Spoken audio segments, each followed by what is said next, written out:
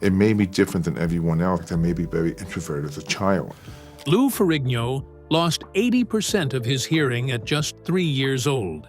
Kids called him Deaf Louie and broke his hearing aids. At home, his father hit him when he cried about bullies. He built muscles from junkyard scraps to never feel weak again. But success brought new pain. For 5 years, he suffered through Hulk makeup sessions that burned his skin. He tore his bicep, saving his daughter from being crushed. Now at 71, his wife of 43 years has left him, claiming he used his Hulk-like size to scare her. The tragedy of Lou Ferrigno is beyond heartbreaking. Lou Ferrigno was born in 1951, but from the very beginning, life didn't give him an easy start. As a toddler, he suffered from brutal ear infections, not the kind that go away in a week, but the kind that leave permanent damage. By the time he turned 3, he had lost 75 to 80% of his hearing. But the scary part? No one even knew until then. His parents only realized something was wrong when they clapped their hands behind him and got no reaction. That delay meant he spent his earliest years in near silence, without anyone realizing he couldn't hear. When doctors finally figured it out, he was fitted with hearing aids. But this was the 1950s. They weren't tiny or subtle. They were big, awkward boxes strapped to his chest, with wires dangling from them. Lou hated how they made him look. He once said he felt like a Martian freak. These devices helped him hear a little louder, but not clearer. And because he missed so much language development early on, his speech was already different. People noticed, and kids at school didn't go easy on him. They called him Deaf Louie and Deaf Mute. They mocked the way he talked. Some even hit him in the chest just to break his hearing aids, and he couldn't fight back. He was small, skinny, and slow. He often felt like an outcast, so he escaped into comic books. He read about Superman, Spider-Man, and especially the Hulk, characters who didn't fit in, but had hidden power. Those stories gave him something school never did. At home, life wasn't any softer. His father, a tough Brooklyn cop named Matthew Ferrigno, didn't believe in making excuses. When Lou came home crying from bullies, his father didn't comfort him. He hit him. "Don't come home if you can't fight your own battles," he said. When Lou's grades slipped because he couldn't lip read from the back of the classroom, his dad locked the basement gym and said it would stay locked until his grades improved. Lou later said, "My father rejected me because I wasn't perfect." But instead of breaking him, that rejection lit a fire. He wanted to be so strong that no one could ever hurt him again. So Lou adapted. He sat in the front row of every class, learning to read lips like a hawk. If a teacher turned their back to write on the board, he was lost, but he kept going. Sometimes he didn't even tell teachers he was deaf. He was too ashamed. But he watched, observed, guessed, and figured things out from people's faces and body language. It was exhausting, but he got through school using sheer focus and grit. Everything changed in 1964 when Lou was 13. He was watching TV and saw a movie called Hercules. Steve Reeves played the title role, and to Lou, it was like watching a real-life superhero. Reeves wasn't just strong, he looked like the comic book characters Lou idolized. Right then, Lou knew what he wanted. He didn't just want to read about strength, he wanted to become it, especially the Hulk. He once called the Hulk the Green Santa Claus, powerful but kind. Lou wanted to be that. He wanted to be strong enough to never be bullied again. But gyms were expensive, and his family had no money for that.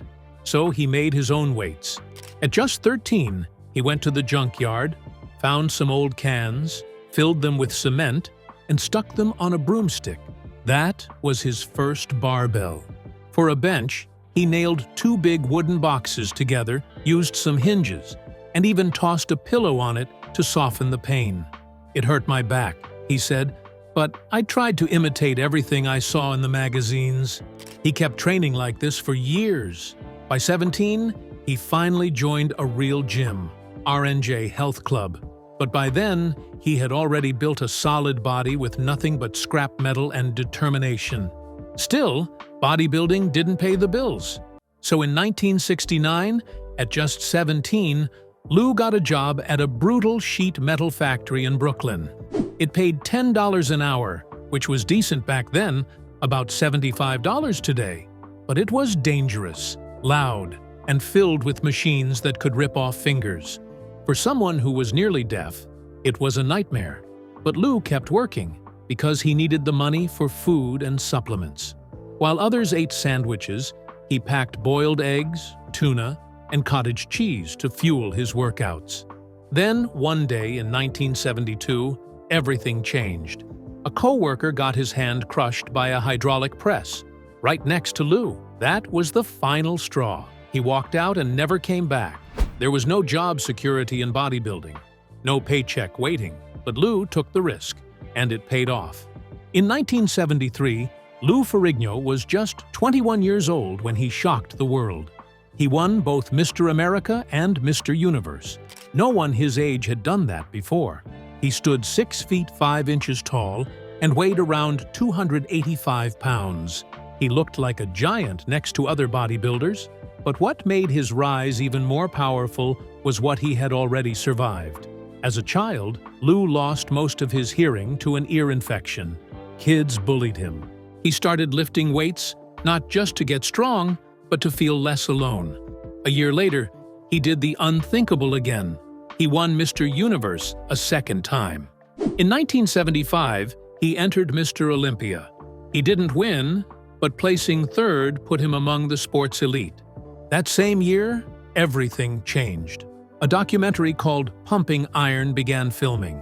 It followed the rivalry between Lou and Arnold Schwarzenegger. Lou had the size. He was nearly 50 pounds heavier than Arnold. But Arnold had something else. He played mind games. He invited Lou and his parents to breakfast before the competition. Over eggs and coffee, Arnold smiled and said Lou just needed 1 more month to be ready. Then he bragged about being a 6-time champion, as if he'd already won again. Lou later called Arnold arrogant, but Arnold's tactics worked. Lou placed third. Arnold took home his 6th title. Even with 2 Mr. Universe wins, Lou was broke. Bodybuilding didn't pay. For 3 years, Lou worked in a Brooklyn metal shop making $10 an hour. By 1975, he had to quit competitions. He was still in peak shape, but prize money couldn't pay his bills. In 1980, Lou married Carla Green. He had only $5,000 saved. Carla had $7,000. That was it. She once said, "We built our money and our home, and we built it from nothing." Lou's size was unheard of at the time. His arms measured 23.5 inches, bigger than Arnold's. He could deadlift 900 pounds, though no one ever confirmed it. Still, his strength was real, and so was his size. Tall bodybuilders usually looked lanky. Lou didn't. He was massive but still balanced, and all of it came before the steroid-heavy era. His muscles were built through sheer effort, discipline, and a need to prove he belonged. In 1975, at just 24, Lou shocked fans again. He walked away from bodybuilding. He wasn't injured. He wasn't beaten. He just couldn't afford to keep going. Most competitions paid just $1,000. In 1977, everything changed again. The people behind the Incredible Hulk wanted someone massive to play the Green Beast. At first, they called in Arnold Schwarzenegger. He was 6 feet 1 inch, pure muscle, but they said he wasn't tall enough. So they tried someone else. 7 feet 2 inches Richard Kiel, the guy who played Jaws in the James Bond movies. They even began filming with him. But then, something strange happened. The director's young son visited the set and took one look at Kiel in costume. He told his dad, "That's not the Hulk." Just like that, everything changed. They started looking again, this time for someone who looked like the Hulk from the comics. Huge, ripped, and scary. At that same moment, Lou Ferrigno was busy training for the 1977 Mr. Olympia. Out of nowhere, he got a call for an audition. He showed up, They painted him green and told him to just be like the Hulk. Lou said he stood in front of the camera, growled, moved like a beast, and they hired him on the spot. He gave up his shot at the Olympia to take the role. That one decision changed his entire life. But the real work hadn't even started. Each filming day began with nearly 4 hours of makeup. It wasn't just paint. It was thick, chalky, green pancake makeup that stuck to everything. They added layers, 6 of them. Then came the fake forehead, fake nose, and custom-made teeth. The worst part? The white contact lenses. He could only wear them for 15 minutes at a time because they hurt so much. During the pilot episode, Lou stayed in full Hulk makeup for 20 straight hours. That's right, 20. It was so intense, he had to get a private shower built into his trailer just to scrub off the paint. Even then, the green wouldn't come off. His toenails stayed green for 6 months. The physical toll was brutal. One time, during a 1978 scene where the Hulk lifts a car, Lou tore a muscle. He also got chemical burns from the green makeup, especially on hot days when filming happened outdoors, in over 100 degrees Fahrenheit heat. The weight changes were crazy too. For some scenes, he had to bulk up fast, then slim down for interviews. His nutritionist warned it was dangerous. His skin broke out from the prosthetics, and he needed treatment between seasons. He once told People magazine in 1981 that the stress, the chemicals, and the lack of sleep had aged his body to 42, even though he was only 30. Still, Lou pushed himself harder than anyone else. He did 95% of his own stunts. That went against CBS's safety rules, but he didn't care. He believed no stuntman could act like the Hulk the way he could. One time, he ran through a fake wall that wasn't built right and hurt his back, but he kept filming. On another night at 4 a.m., a scene needed the Hulk to flip a car using wires. The equipment failed. Lou was tired, angry, and covered in green paint. He shouted, "You think I'm not going to turn that car over?" And then, using pure strength, he flipped the car himself. He said, "I think I really became the Hulk that night." That back injury still causes him pain even now. But if you ask him if it was worth it, he'll tell you he has no regrets. Things got even harder because of his hearing. Lou lost most of his hearing at age 3 after ear infections.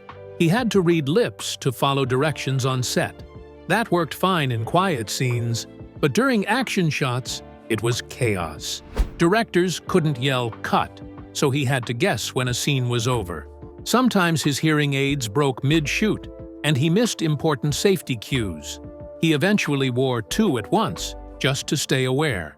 And still, he kept going. Many fans didn't know that the Hulk's growls and roars weren't always his.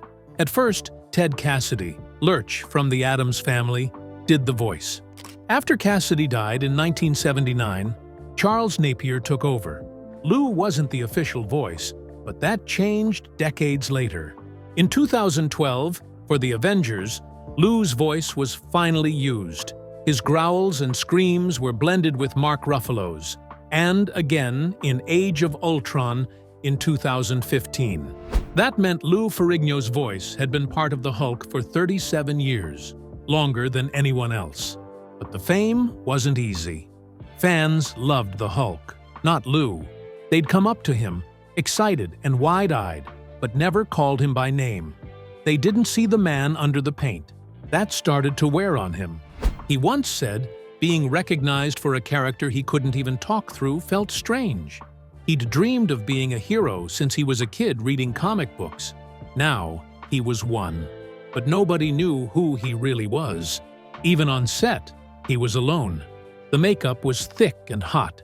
He had to stay in an air-conditioned trailer between takes just to avoid overheating.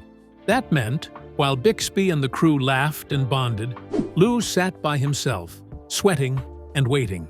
It mirrored the Hulk's own loneliness, always on the outside, always misunderstood. In 1983, Lou Ferrigno was ready to live his dream.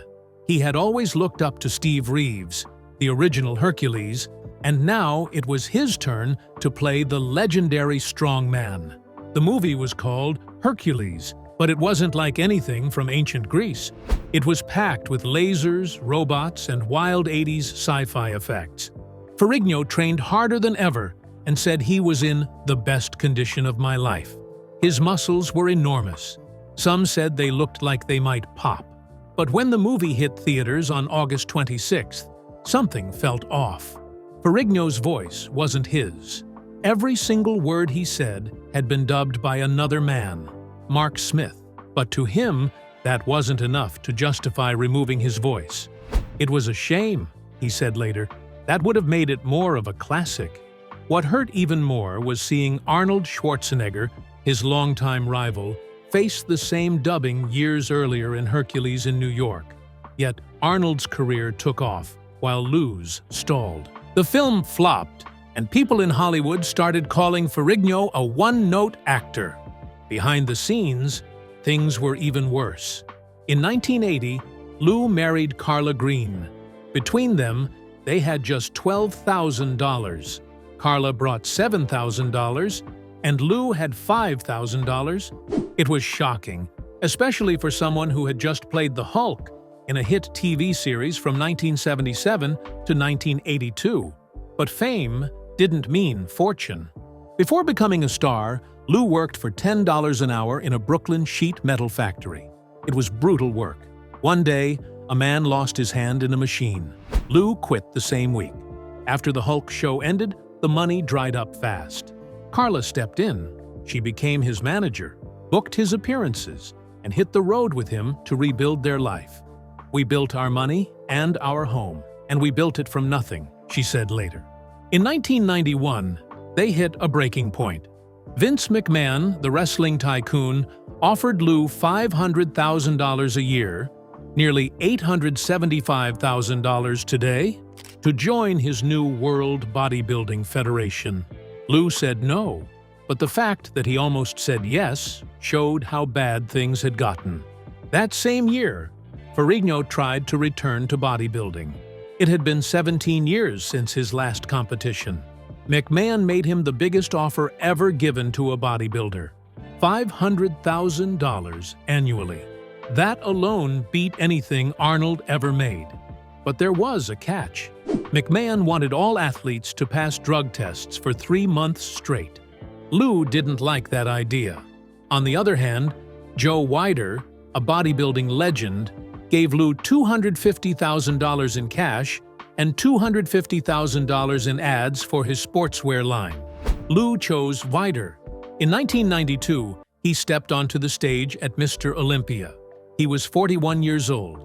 He placed 12th. After so many years away, it was more than respectable. It was a comeback. But Ferrigno's most powerful moment wasn't on stage or on screen. It happened in 2020, at home. His daughter Shanna was playing near his truck when a 1,000-pound air compressor tipped over. In an instant, Lou dove forward and grabbed the machine. He stopped it from crushing her, but tore his biceps clean off the bone. "It sounded like a shirt ripping," he said. When he looked down, his arm looked like a child's. The muscle had curled up into his armpit. It was one of the worst injuries a bodybuilder can suffer. He was heartbroken. His career was on the line. But an NFL player named Bubba Smith sent him to a surgeon. The next day, Ferrigno went under the knife. After 6 painful months, he was back. He could deadlift 600 pounds again. He wasn't just strong, he was a father who'd do anything, even tear his own body apart, to protect his child. In the early 90s, something strange happened in Hollywood. Lou Ferrigno, the giant green Hulk from TV, quietly became Michael Jackson's personal trainer. No one saw it coming. It wasn't a fitness gimmick or a photo op. It started because Jackson's surgeon said Ferrigno was the only one who could help. Jackson couldn't train in public, so Lou came to him. 3 to 4 times a week, he visited Jackson's home. But this wasn't about lifting weights. It was about flexibility, pain management, back issues, light treadmill work, stretching, balance balls, carefully designed routines to keep Jackson moving on stage without falling apart. All while Jackson lived on a strict vegetarian diet. and sometimes ate only once a day when preparing for big shows. As the years passed, something deeper formed. They talked about their childhoods. Both had strict fathers. Both were pushed hard. One was the strongest man on TV. The other was the most famous performer in the world. One day, Jackson taught Ferrigno how to moonwalk, right there in the private gym. Lou said it felt astronomical. After workouts, Jackson would turn into a kid again, playing hide-and-seek with his children. Ferrigno watched as the king of pop became just Mr. Mom. But Ferrigno's life didn't stay in Hollywood. In his 50s, at age 53, he shocked everyone again. He put on a different kind of uniform, this time as a real cop. Not a TV role, not a stunt. He trained, took tests, passed background checks, earned his firearms certification, finished first aid courses. He became a reserve deputy sheriff in Los Angeles County. And it wasn't just honorary. He took it seriously. His father had been a lieutenant with the NYPD, so this felt personal. Over time, Lou served in San Luis Obispo too, then Irving, Texas. By 2018, he had worn the badge in 3 different places. He said he didn't get shortcuts because of fame. Everything he did, he earned. And yet, while most remembered him as the Hulk, a whole new crowd got to know Lou through comedy. Between 2000 and 2007, he showed up in 20 episodes of The King of Queens, playing himself, but not the superhero version. This was a softer, funnier Lou, joking around with Kevin James, getting laughs from live audiences, teasing his own fame, and loving it. He said he related to the show because, in everyday life, I go through the same thing. Fans who didn't grow up with the Incredible Hulk started liking him for something totally different. The scary muscle guy was now just a big, funny neighbor. Then came reality TV. In 2012, Ferrigno joined The Celebrity Apprentice. That's when things got messy. Fights broke out. Tensions ran high. One moment blew up on screen. Comedian Lisa Lampanelli called Lou and another contestant useless, saying they had 5 brain cells between them.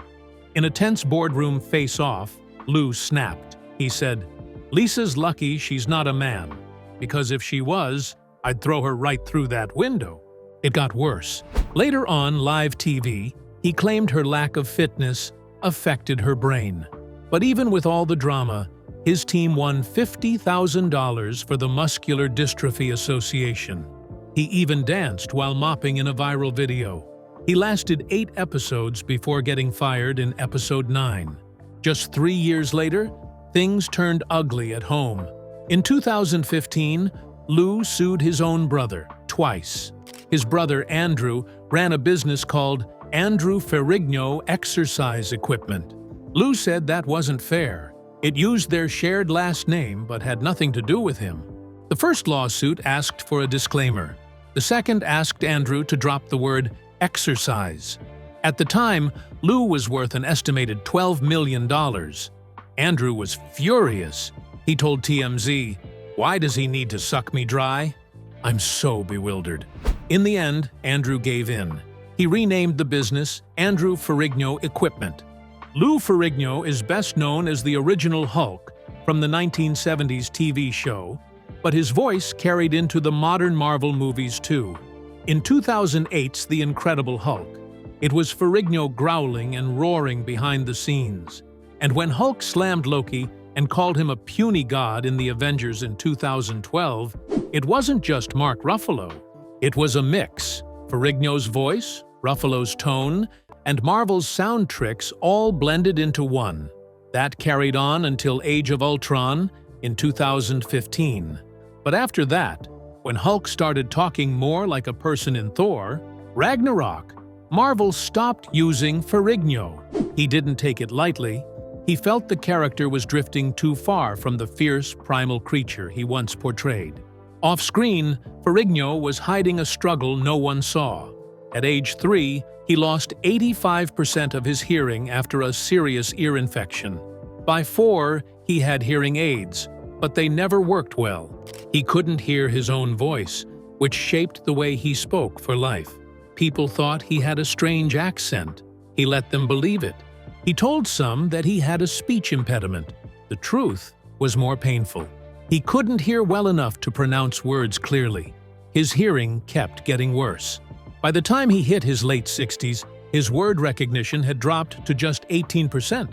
Still, he didn't want a cochlear implant. He was scared. Until a friend got one and went from 12% to 98% word recognition. That changed everything. In February 2021, at 69 years old, Ferrigno finally had the surgery. The implant didn't just make sounds louder, it sent signals straight to his brain. After 6 weeks, his word recognition jumped from 18% to 65%. He could hear whispers across the room, the ticking of appliances, the distant sound of a car engine, his grandkids crying upstairs.